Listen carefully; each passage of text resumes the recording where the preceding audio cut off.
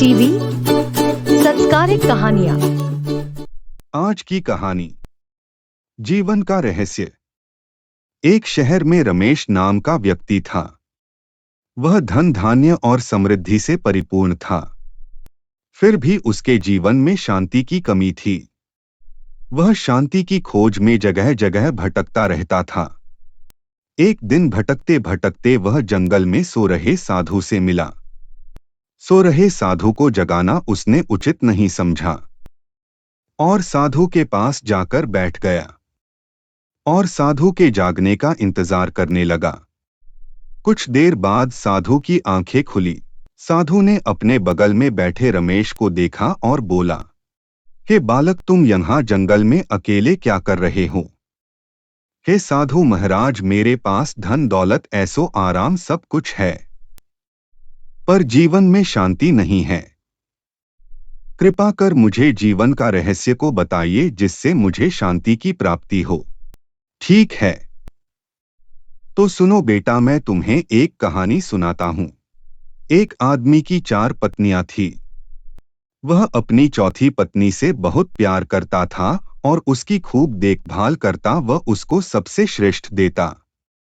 वह अपनी तीसरी पत्नी से भी प्यार करता था और हमेशा उसे अपने मित्रों को दिखाना चाहता था। हालांकि उसे हमेशा डर था कि वह कभी भी किसी दूसरे इंसान के साथ जा सकती है। वह अपनी दूसरी पत्नी से भी प्यार करता था।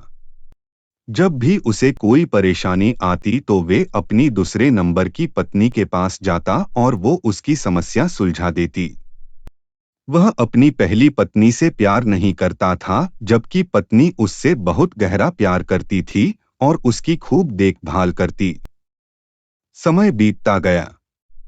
एक दिन वह बहुत बीमार पड़ गया और जानता था कि जल्दी ही वह मर जाएगा। उसने अपने आप से कहा, मेरी 4 पत्नियां हैं, उनमें से मैं एक को अपने साथ ले जाता हूं। जब मैं मरूं तो वह मरने में मेरा साथ दे। तब उसने चौथी पत्नी को अपने साथ आने को कहा, तो वह बोली, नहीं, ऐसा तो हो ही नहीं सकता। ऐसा कहकर वह गायब हो गई। उसने तीसरी पत्नी से पूछा तो वह बोली कि जिंदगी बहुत अच्छी है यहाँ। जब तुम मरोगे तो मैं दूसरी शादी कर लूंगी। ऐसा कहकर वह भी गायब हो गई। उसने दूसरी पत्नी से कहा तो वह बोली, माफ कर दो, इस बार मैं तुम्हारी कोई मदद नहीं कर सकती। ज्यादा से ज्यादा मैं तुम्हारे दफनाने तक तुम्हारे साथ रह सकती हूँ।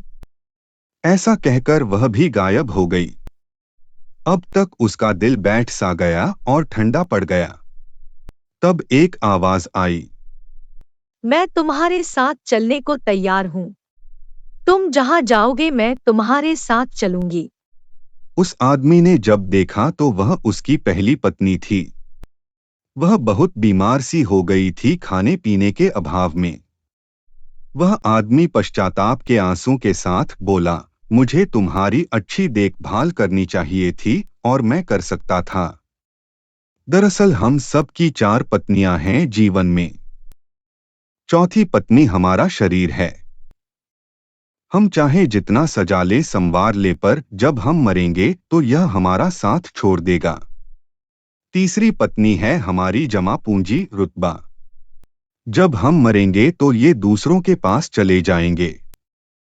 दूसरी पत्नी है हमारे दोस्त व रिश्तेदार, चाहे वे कितने भी करीबी क्यों ना हो। हमारे जीवन काल में मरने के बाद हद से हद वो हमारे अंतिम संस्कार तक साथ रहते हैं। पहली पत्नी हमारी आत्मा है, जो सांसारिक मोह माया में हमेशा उपेक्षित रहती है। यही वह चीज है जो हमारे साथ रहती है। जहां भी हम जाएं, कुछ देना है तो इसे दो, देखभाल करनी है तो इसकी करो, प्यार करना है तो इससे करो। मिली थी जिंदगी किसी के काम आने के लिए, पर वक्त बीत रहा है कागज के टुकड़े कमाने के लिए। क्या करोगे इतना पैसा कमाकर? ना कफन में जेब है ना कब्र में अलमारी, और ये मौत के फरिश्ते तो रिश्वत भी नहीं लेते। Please like and subscribe my channel Nikki TV.